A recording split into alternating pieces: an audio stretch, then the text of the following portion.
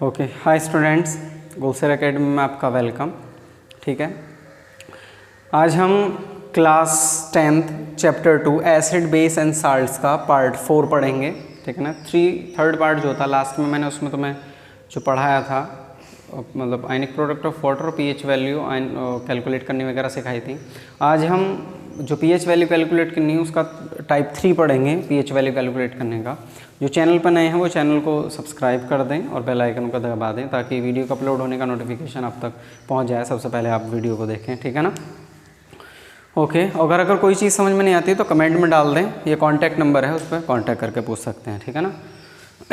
अब है टाइप 3, ठीक, पीएच वैल्यू कैलकुलेट करनी है। तो दो टाइप के मैंने बता दिए थे, जब H+ आयन की कंसंट्रेशन दे रखी हो तो पीएच वैल्यू कैलकुलेट कैसे कर सकते हैं। दूसरा मैंने बताया था H+ आयन की कंसंट्रेशन दे रखी है, OH की कैसे कैलकुलेट कर सकते हैं, या OH की दे रखी है H+ की कैसे कैलकुलेट कर सकते हैं, अभी मैं बताऊँगा टाइप 3 में। ठीक है ना, या टाइप 2 का ही दूसरा पार्ट देख लो उसी में। अभी दे रखा है इसमें the concentration of hydroxide ion. पहले हाइड्रोजन आयन की कंसंट्रेशन दी हुई होती थी, हाइड्रोक्साइड की कैलकुलेट करनी होती थी। अब हाइड्रोक्साइड आयन की कंसंट्रेशन गिवन होगी, तो the concentration of hydroxide ion in A solution is 10⁻⁻11 मोल पर लीटर। क्वेश्चन ये है, पहले उसमें जो टाइप मैंने कराया था उसमें H+ की कंसंट्रेशन दी होती थी, OH- की कंसंट्रेशन कैलकुलेट करनी होती थी। लेकिन इसी में ही अब OH की कंसंट्रेशन मतलब हाइड्रोक्साइड आयन की कंसंट्रेशन गिवन है, हमें H+ की कंसंट्रेशन कैलकुलेट करनी है। तो calculate the concentration of hydrogen ions. ठीक है ना। तो क्वेश्चन ये है, इस बार जो है हाइड्रोक्साइड आयन की कंसंट्रेशन दी हुई है और हाइड्रोजन की कंसंट्रेशन हमें कैलकुलेट करनी है। ठीक है ना। तो पहले गिवन लिखना है, मैंने बताया था गिवन दैट लिखना है, क्योंकि क्वेश्चन बार बार रीड करने की ज़रूरत नहीं पड़ती है। ठीक है ना। तो क्वेश्चन क्या है, हाइड्रोक्साइड आयन मतलब OH- आयन की कंसंट्रेशन कितनी है, 10⁻⁻11 10 10⁻⁻11 मोल पर लीटर है। ठीक है ना। तो 10⁻⁻11 मोल पर लीटर है। तो हाइड्रोजन आयन की कंसंट्रेशन हमें कैलकुलेट करनी है। ठीक है ना, हाइड्रोजन आयन की कंसंट्रेशन हमें कैलकुलेट करनी है, कितनी मतलब concentration of H+ ion is equal to what हमें कैलकुलेट करनी है। ठीक है ना। OH- की कंसंट्रेशन है 10⁻⁻11 और H+ आयन की कंसंट्रेशन हमें कैलकुलेट करनी है। तो दोनों में रिलेशन क्या होगा, तो अप्लाइंग द फार्मूला, कौन सा फार्मूला लगाएंगे, जो H+ और OH- दोनों की कंसंट्रेशन को रिलेशन को शो करता हो आयनिक प्रोडक्ट ऑफ वाटर का। Concentration of H+ ion into OH- ion कितना था, 10⁻14 था, 10⁻14 था। ठीक है ना, 10⁻14 था। अब क्या है यहाँ पे, OH की कंसंट्रेशन हमें गिवन है, OH की कंसंट्रेशन की जगह OH की कंसंट्रेशन कितनी है, OH की concentration 10⁻11 is equal to 10⁻14। Calculate करनी किसकी है, H+ की, जिसकी कैलकुलेट करनी है उसको वैसे ही रहने दो, H+ की कैलकुलेट करनी है उसको H+ ही रहने दो। ठीक है ना। अब क्या होगा, बिल्कुल सेम जैसे पहले बताया था, H+ आयन की कंसंट्रेशन में कैलकुलेट करनी इज इक्वल टू कितनी थी, 10⁻14, और ये क्या है यहाँ पर मल्टीप्लाई में, ये मल्टीप्लाई में तो इधर किस में हो जाएगा, डिवाइड में, 10⁻11 इधर पहुँच जाएगा डिवाइड में।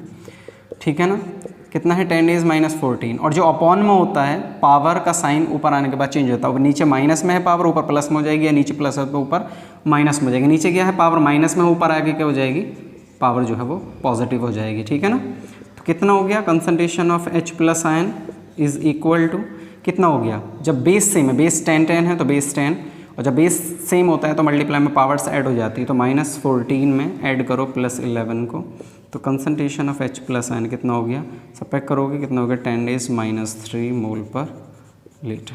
तो ये हो गया H+ आयन की कंसंट्रेशन कितनी हो गई, 10⁻³ मोल पर लीटर हो गई। ठीक है ना, ये समझ में आया। ठीक है ना, ये हो गया। अब इसी में मैं थोड़ा सा चेंज करता हूँ क्वेश्चन में, यही क्वेश्चन है सेम, ठीक, क्वेश्चन ऐसा ही है सेम। अब क्या कर दिया यहाँ पे, हाइड्रोक्साइड आयन की जो कंसंट्रेशन है वो सपोज कर लिया हमने, कितनी कर दी, चलो 9 कर दिया यहाँ पे। हाइड्रोक्साइड आयन की कंसंट्रेशन कितनी कर दी, concentration of hydroxide ion in solution 10⁻⁹। तो हाइड्रोजन आयन की कंसंट्रेशन बिल्कुल सेम है, तो हाइड्रोक्साइड आयन की कंसंट्रेशन कितनी गिवन हो गई अब 10⁻⁹ मोल पर लीटर हो गई। और कैलकुलेट किसकी करनी है, H+ की कंसंट्रेशन हमें कैलकुलेट करनी है, क्वेश्चन मार्क, ठीक है ना। बिल्कुल सेम ही होगा, क्योंकि H+ और OH- में रिलेशन क्या होता है, आयनिक प्रोडक्ट ऑफ वाटर, यानी कि concentration of H+ ion into OH- ion is equal to होता है 10⁻14 होता है। तो जिसकी कैलकुलेट करनी है क्या है यहाँ पे H+ की कैलकुलेट करनी है, तो H+ को तो ऐसे ही रहने दो सेम, और इनटू OH की गिवन है, OH की कंसंट्रेशन कितनी 10⁻, तो OH की जगह रख दो 10⁻9 is equal to 10⁻14। Concentration of H+ ion calculate करनी है, तो क्या करना है, इसको इधर डिवाइड में ले जाते थे, पावर को सबट्रैक्ट करते, तो सीधा सबट्रैक्ट कर लो, बात तो वही, डिवाइड में लेके जाओगे, ऊपर लाओगे, पावर सबट्रैक्ट करोगे, ठीक है ना, सीधा कर लो। 10⁻14, 14 में से 9 सबट्रैक्ट करा, कितना बचा -5, क्योंकि ज़्यादा है ना ये, 14 में से 9 को सबट्रैक्ट करके कितना हो गया -5 मोल पर लीटर हो गया। तो कंसंट्रेशन ऑफ H+ आयन हो गया 10⁻5 मोल पर लीटर। तो इस टाइप के क्वेश्चन आपको समझ में आ गए होंगे, ठीक है ना, ठीक।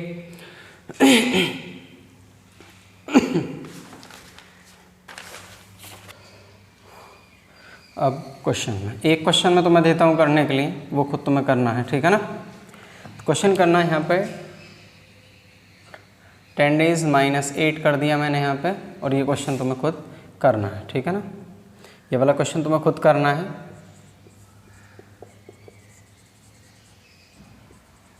ठीक है ना, खुद करना है इस क्वेश्चन को, ओके, नोट कर लेना, इसे स्क्रीनशॉट ले लेना। अब इसी में अगला टाइप है टाइप 3, ठीक है ना।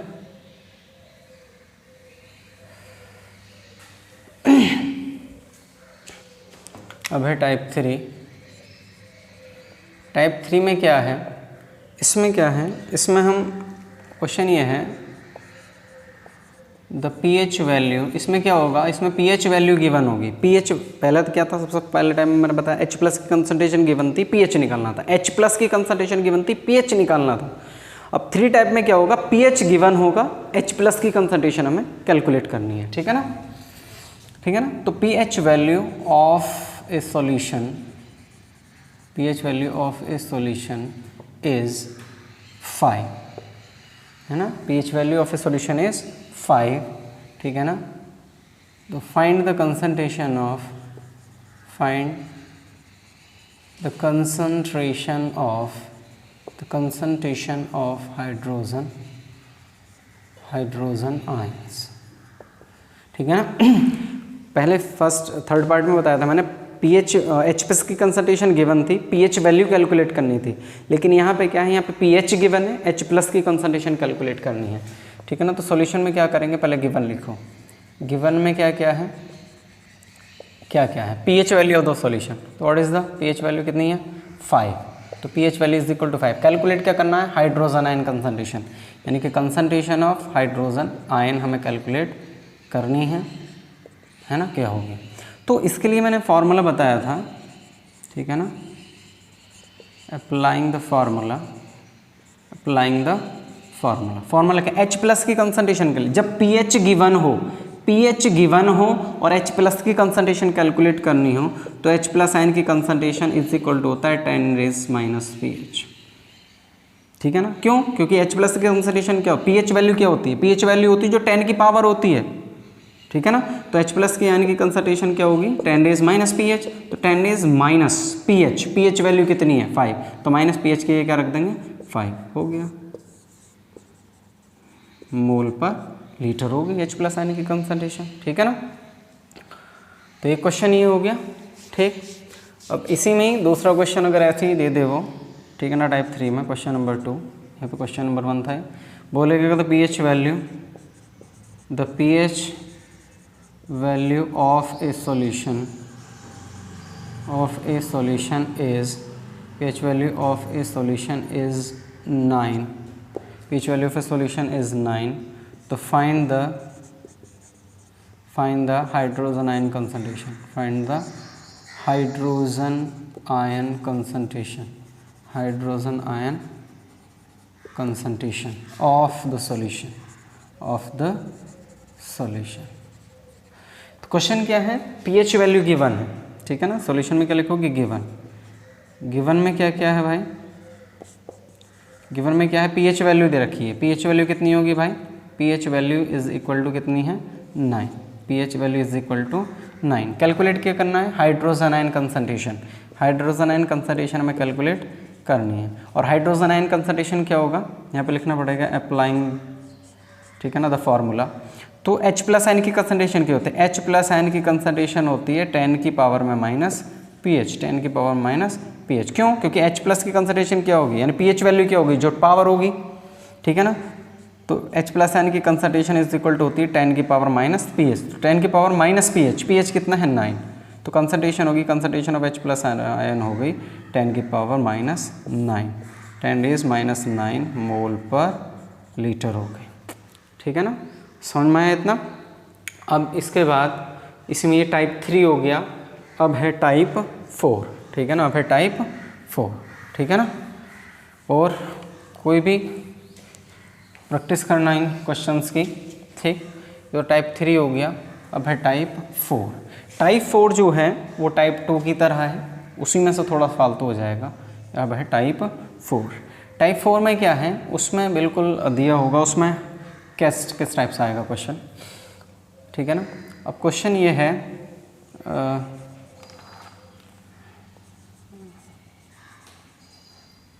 The hydroxide ion concentration, the hydroxide ion concentration of a solution is 1 into 10 raise minus 6 mole per liter।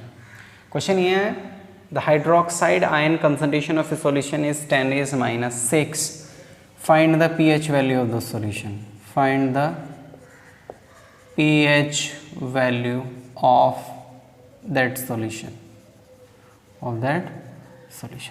तो क्वेश्चन क्या कह रहा है, हाइड्रोक्साइड आयन की कंसंट्रेशन गिवन है और पीएच वैल्यू हमें कैलकुलेट करनी है। तो सबसे पहले क्या लिखना पड़ेगा सॉल्यूशन में, गिवन लिखने से क्वेश्चन को बार बार रीड करने की जरूरत नहीं है। हाइड्रोक्साइड आयन की कंसंट्रेशन गिवन है, हाइड्रोक्साइड मतलब OH माइनस आयन की कंसंट्रेशन है 1 into 10 raise minus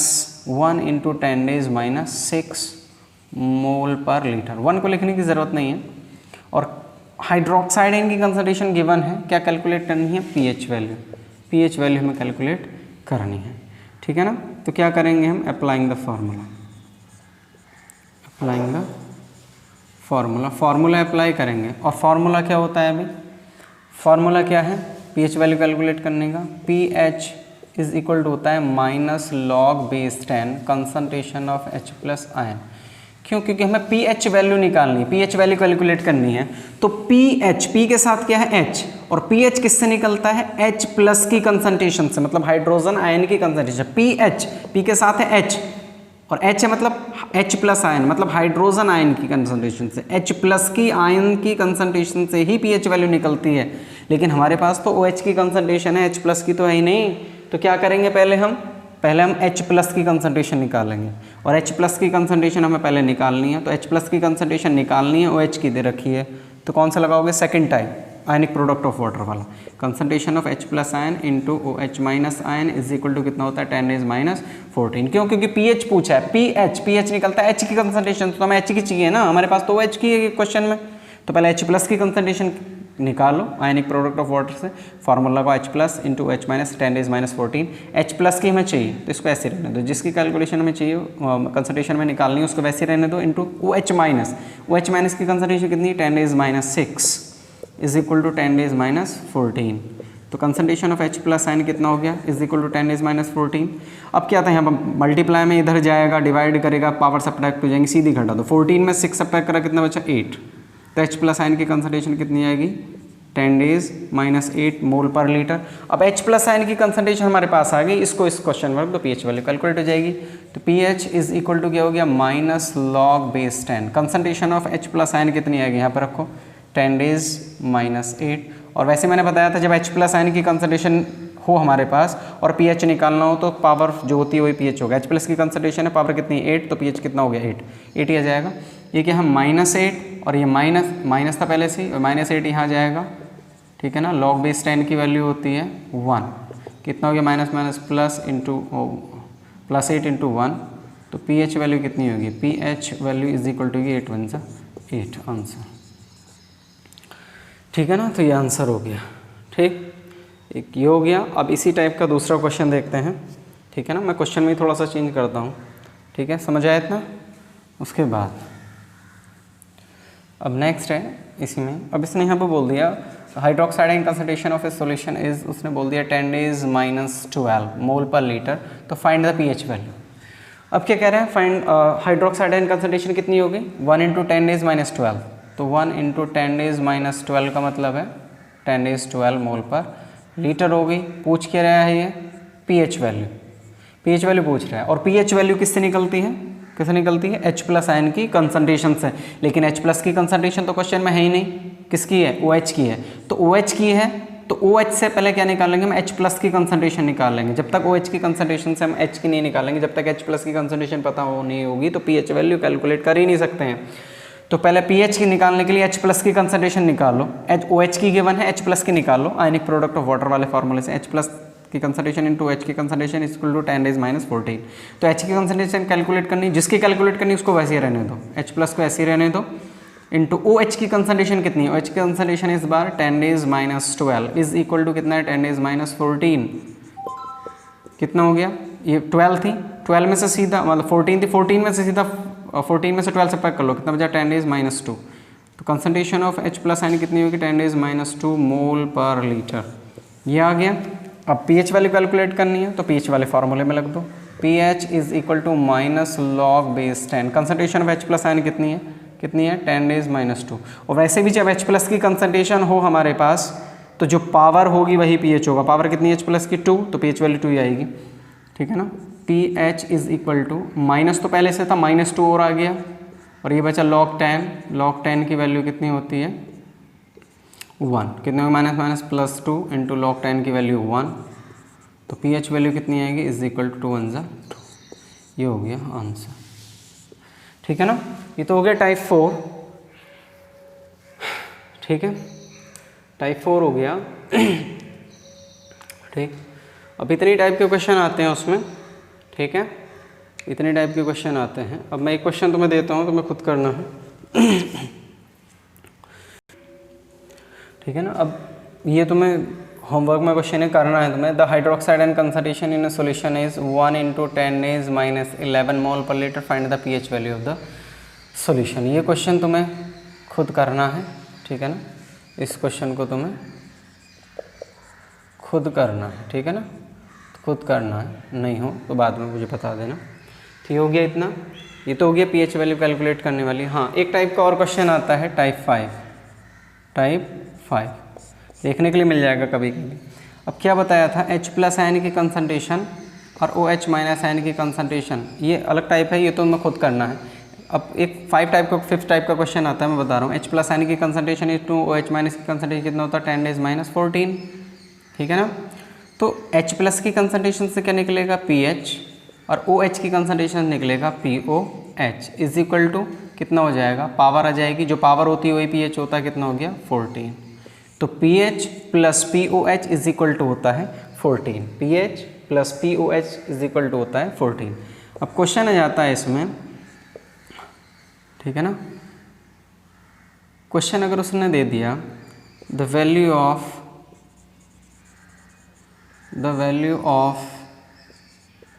pH of a solution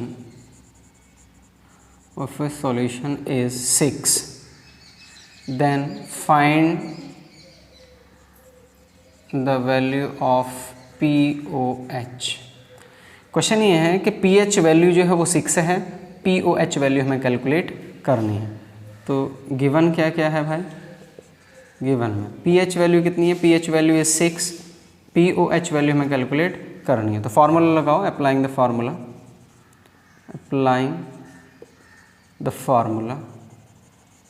formula क्या लगेगा, pH, क्योंकि pH और OH है, pH और POH है, तो pH + POH is equal to 14।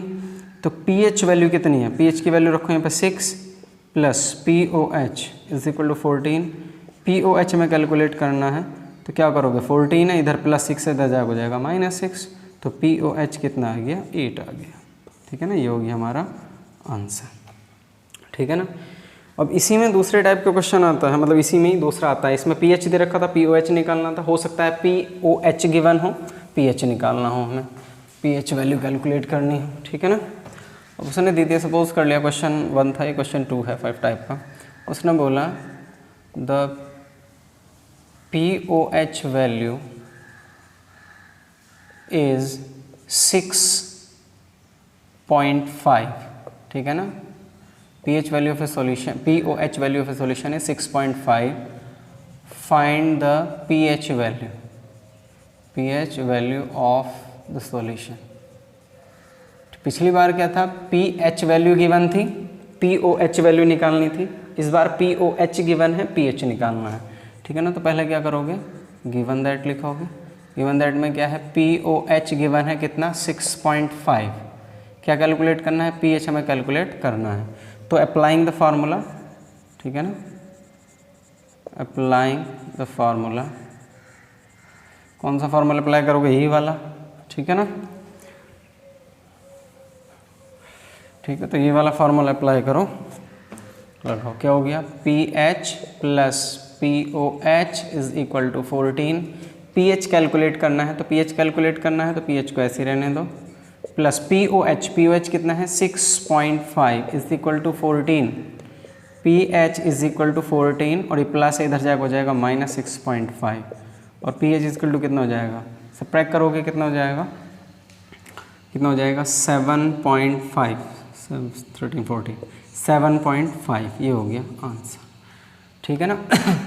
अब PH वैल्यू के सारे न्यूमेरिकल हो गए जितने 5 टाइप्स आते थे। ठीक है ना। इसमें अब इसी में अगला टॉपिक है, कुछ जो इम्पोर्टेंट कंपाउंड्स हैं, इम्पोर्टेंट साल्ट हैं। ठीक है ना। उनका केमिकल नेम, केमिकल फार्मूला पूछ लेता है, उनके मेथड ऑफ प्रिपरेशन पूछ लेता है, उनके यूजेस वगैरह पूछ लेता है। ठीक है ना। तो मैं अभी वो पढ़ा रहा हूँ।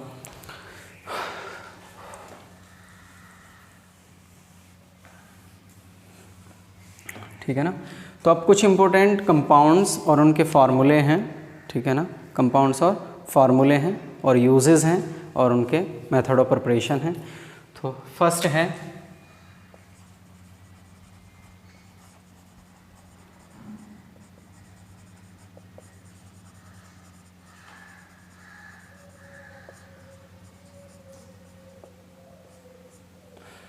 ठीक है ना। तो कुछ इम्पोर्टेंट कंपाउंड्स हैं। फर्स्ट है सोडियम हाइड्रोक्साइड, इसको कास्टिक सोडा भी बोलते हैं। जनरल नेम से स्टार्ट करते हैं। ठीक है। जनरल नेम है कास्टिक सोडा,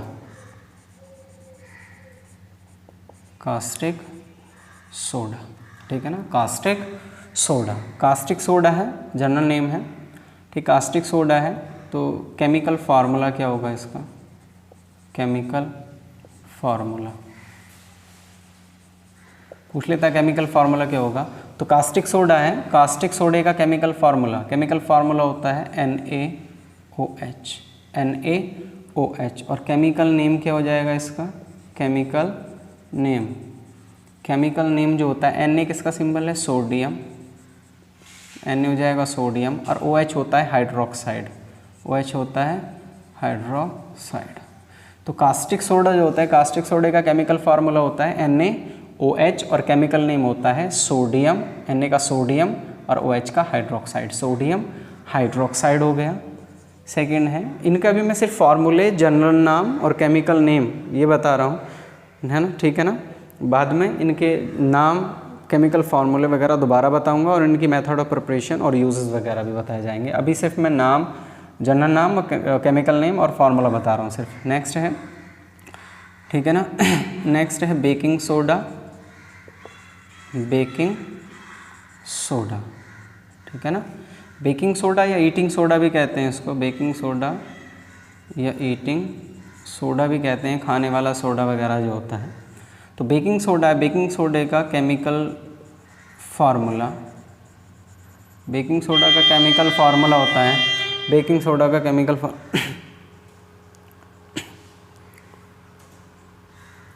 बेकिंग सोडा का केमिकल फार्मूला होता है NaHCO3। बेकिंग सोडा का केमिकल फार्मूला होता है NaHCO3 और केमिकल नेम क्या हो जाएगा इसका? बेकिंग सोडा का केमिकल नेम हो जाएगा Na का मतलब होता है सोडियम, ठीक है, Na सोडियम, H क्या हो जाएगा? हाइड्रोजन, और CO3 लगाते हैं हम, CO3 होता है कार्बोनेट। तो Na का मतलब सोडियम, H का मतलब हाइड्रोजन, CO3 का मतलब कार्बोनेट। नाम हो गया सोडियम हाइड्रोजन कार्बोनेट, या इसका अदर नेम है यानी कि दूसरा नाम है, इसी का दूसरा नाम है। Na का मतलब सोडियम, और हम HCO3 को एक साथ लगाते हैं। Na का मतलब सोडियम, HCO3 को एक साथ लगाते हैं तो HCO3 एक साथ कहलाता है बाइकार्बोनेट। तो चाहे तो हम सोडियम हाइड्रोजन कार्बोनेट कह दें या सोडियम बाइकार्बोनेट कह दें, ठीक है ना। ये हो गया इसका केमिकल नेम। थर्ड है वॉशिंग सोडा, ठीक है ना। वॉशिंग सोडा को सोडा ऐश भी कहते हैं, वॉशिंग सोडा या सोडा ऐश भी कह देते हैं, वॉशिंग सोडा या सोडा ऐश, ठीक। वॉशिंग सोडा क्या है पूछ लेता है भाई, what is the chemical formula of washing soda. तो केमिकल फार्मूला क्या होगा, क्योंकि इन सब में केमिकल फार्मूले, केमिकल नेम वगैरह भी पूछ सकता है। ये केमिकल नेम दे रखा है, उसका केमिकल फार्मूला भी पूछ सकता है, ठीक है ना, मल्टीपल चॉइस वगैरह में या वैसे 1 मार्क्स में। तो chemical formula of washing soda, washing सोडे का केमिकल फार्मूला क्या होता है? Na2CO3 × 10H2O। क्या होता है वॉशिंग सोडे का केमिकल फार्मूला? Na2CO3 × 10H2O। क्या होता है? Na2CO3 × 10H2O होता है केमिकल फार्मूला। और केमिकल नेम क्या हो जाएगा? What is the chemical name of washing soda? तो केमिकल नेम क्या होता है? केमिकल नेम क्या हो जाएगा? Na का मतलब सोडियम, और CO3 का मतलब कार्बोनेट, ठीक है ना। Na का मतलब सोडियम, CO3 का मतलब कार्बोनेट। 10 का लगाते हैं हम डेका, 10 का क्या लगाएंगे? डेका, और H2O का मतलब होता है हाइड्रेट यानी कि वाटर, ठीक है ना, हाइड्रेट। तो वॉशिंग सोडा या सोडा ऐश जनरल नेम है, केमिकल फार्मूला होता है Na2CO3 × 10H2O, और केमिकल नेम क्या हो जाएगा? Na का मतलब सोडियम, CO3 का मतलब कार्बोनेट, 10 का मतलब डेका, H2O का मतलब हाइड्रेट। तो केमिकल नेम क्या हो गया? Sodium carbonate Deka hydrate. Washing सोडे का केमिकल नेम क्या हो गया? सोडियम कार्बोनेट डेका हाइड्रेट होता है, ठीक है ना। नेक्स्ट है ब्लीचिंग पाउडर, ठीक है ना। ब्लीचिंग पाउडर का मतलब जो ब्लीच करते हैं फेस पे, मतलब जो किसी चीज़ को डीकलराइज कर देता है, उसके कलर को गायब कर देता है, मतलब उसको कलरलेस कर देता है, तो ऐसे पाउडर को कहा जाता है ब्लीचिंग पाउडर। जो हम फेस पे ब्लीच करते हैं उसके अंदर आता है वो ब्लीचिंग पाउडर। ब्लीचिंग पाउडर का केमिकल फार्मूला क्या होता है? ब्लीचिंग पाउडर का केमिकल फार्मूला, तो ब्लीचिंग पाउडर जो होता है वो कई कंपाउंड का, अदर कंपाउंड्स का भी मिक्सचर है, 2-3 कंपाउंड्स का मिक्सचर होता है, ठीक है ना, ब्लीचिंग पाउडर। लेकिन जनरली जो ब्लीचिंग पाउडर जो फार्मूला आता है वो सिंगल ही लिखा जाता है CaOCl2, CaOCl2, ठीक है ना। तो ब्लीचिंग पाउडर ऐसा नहीं है, कई उनका मिक्सचर होता है, ठीक है ना। उसके अंदर जो अपना बेकिंग सोडा है, मतलब ये सोडियम बाइकार्बोनेट वगैरह, इसका भी मिक्सचर होता है उसके अंदर ब्लीचिंग पाउडर का। लेकिन जो जनरली अगर अलग पूछा जाएगा ब्लीचिंग पाउडर है, तो ब्लीचिंग पाउडर का केमिकल फार्मूला होता है CaOCl2। क्या होता है? CaOCl2 होता है केमिकल फार्मूला। और केमिकल नेम क्या हो जाएगा?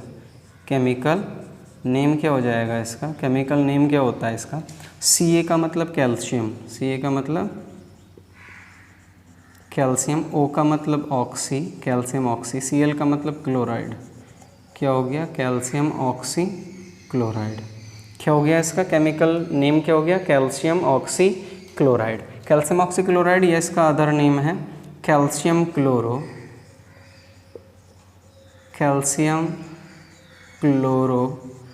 हाइपोक्लोराइड, हाइपोक्लोराइड,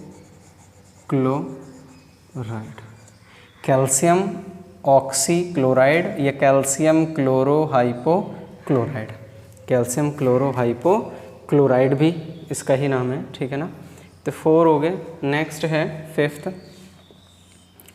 फिफ्थ कंपाउंड है तुम्हारे में, एक तो हो गया कास्टिक सोडा, हो गया बेकिंग सोडा, हो गया वॉशिंग सोडा, हो गया ब्लीचिंग पाउडर, हो गया।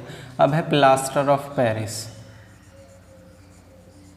Plaster of Paris. Plaster of Paris को शॉर्ट में हम POP भी कहते हैं। POP जैसे छत पर कराते हैं, जो बिल्डिंग की जो डेकोरेशन के लिए, सजावट के लिए यूज़ करते हैं। Plaster of Paris, plaster of Paris मतलब POP। प्लास्टर ऑफ पेरिस का chemical formula, plaster of Paris का जो यूज़ है बिल्डिंग वगैरह का, जो नक्शे बनते हैं या उसको डिज़ाइन वगैरह बनाते हैं, या मूर्तियाँ वगैरह बनती हैं, टॉयस वगैरह यानी खिलौने वगैरह बनते हैं, वो प्लास्टर ऑफ पेरिस के बनते हैं। नकली दांत भी उसी के बनते हैं। तो केमिकल फार्मूला, केमिकल फार्मूला क्या हो जाएगा प्लास्टर ऑफ पेरिस का, ठीक है ना। उससे पहले मैं समझा दूँ, एक होता है जिप्सम, ठीक है ना, जिप्सम होता है एक कंपाउंड। तो जिप्सम का जो फार्मूला होता है, जिप्सम का फार्मूला होता है CaSO4 × 2H2O। जो जिप्सम होता है, जिप्सम से ही प्लास्टर ऑफ पेरिस को बनाया जाता है। जो मेथड ऑफ प्रिपरेशन करूँगा बता दूंगा। जिप्सम से ही प्लास्टर ऑफ पेरिस बनता है। जिप्सम का फार्मूला होता है CaSO4 × 2H2O, ठीक है ना। जिप्सम का फार्मूला होता है CaSO4 × 2H2O। तो इसमें से क्या होता है, इसी से फार्मूला बन जाएगा, क्या हो जाएगा CaSO4 × 2 को समझने के लिए उल्टा कर दो, कितना हो जाएगा, हाफ हो जाएगा, हाफ H2O, ठीक है ना। केमिकल फार्मूला क्या हो गया CaSO4 × हाफ H2O। या हम इसको ऐसे भी लिख सकते हैं, इसको जो CaSO4 था, CaSO4 × हाफ H2O था, इसको अगर हम 2 से मल्टीप्लाई कर दें तो 2 से मल्टीप्लाई करेंगे, यहाँ 2 से मल्टीप्लाई करेंगे तो यहाँ भी 2 से मल्टीप्लाई होगी, 2 से 2 कैंसिल हो जाएगा, कितना हो जाएगा 2 CaSO4 × कितना हो जाएगा 1 H2O। तो यहाँ लिखोगे तो सब में मल्टीप्लाई होगी, इसलिए इसको ऐसे भी लिख सकते हैं CaSO4 × H2O। इसको कल कर सकते हैं ऐसे CaSO4 का होल ट्वाइस, ठीक है ना, CaSO4 का होल ट्वाइस, ठीक, H2, CaSO4 का होल ट्वाइस H2O, ठीक है ना। बात समझ में आई है ना। इसको ऐसे भी लिख सकते हैं। अब इसका केमिकल नेम क्या हो जाएगा, केमिकल नेम, केमिकल नेम, क्योंकि इसको मैंने ऐसे लिखा है, इसको डबल करोगे तो CaSO4 1 का कितना हो जाएगा 2, और हाफ का डबल करोगे कितना हो जाएगा 1, ठीक है ना। तो केमिकल नेम क्या हो जाएगा, Ca क्या होता है कैल्शियम, Ca होता है कैल्शियम, SO4 होता है सल्फेट, ठीक है ना। Ca क्या होता है कैल्शियम, SO4 होता है सल्फेट, ठीक है ना। Ca का मतलब कैल्शियम, SO4 का सल्फेट। हाफ का मतलब होता है हेमी, हाफ का मतलब होता है हेमी, और H2O का मतलब होता है हाइड्रेट, हाइड्रेट मतलब वाटर, ठीक है ना। तो नाम हो गया, केमिकल नेम हो गया प्लास्टर ऑफ पेरिस का, कैल्शियम सल्फेट हेमी हाइड्रेट को क्या कहते हैं, प्लास्टर ऑफ पेरिस कहते हैं, ठीक है ना। प्लास्टर ऑफ पेरिस ही वही प्लास्टर है जो हड्डियाँ वगैरह टूट जाती हैं, हाथ या पैर की जो बोन्स वगैरह ब्रेक हो जाती हैं, उन पे जो लगाया जाता है, हाथ पर प्लास्टर किया जाता है, वही प्लास्टर ऑफ पेरिस है, ठीक है ना। बाकी मैंने और चीज़ें बताई थी। तो ये क्या, अब जिप्सम तो मैंने बता दिया, जिप्सम का केमिकल फार्मूला क्या होता है, जिप्सम का केमिकल फार्मूला होता है CaSO4 × 2H2O। तो ये 5 कंपाउंड हो गए, इनका general name, chemical name, chemical formula बता दिया है, ठीक है ना। इस पार्ट 4 में इतना ही, ठीक है ना। जो पार्ट 5 आएगा, उस पार्ट 5 में इन सभी कंपाउंड्स के मेथड ऑफ प्रिपरेशन, मतलब इसी चीज़ को मैं दोबारा बता दूंगा उसमें, ठीक है ना, क्योंकि अलग अलग कंपाउंड किसी का पूछ सकता है, किसी का भी इसका ये है बेकिंग सोडा, इसका केमिकल फार्मूला पूछ लेगा, केमिकल नेम पूछ लेगा, इसके मेथड ऑफ प्रिपरेशन की इक्वेशन भी पूछ सकता है, इसके यूज़ भी पूछ सकता है। तो जो पार्ट 5 होगा उसमें इन सभी कंपाउंड्स के मैन्युफैक्चरिंग मतलब मेथड ऑफ प्रिपरेशन की इक्वेशन में बताऊँगा, उसके बाद इनका यूज़ कहाँ कहाँ होता है, ठीक है ना, वो पढ़ाया जाएगा। इस वीडियो में इतना ही, ठीक है ना। वीडियो अगर अच्छी लगी हो तो लाइक करें, ठीक है ना, और सही से पढ़ें। ओके।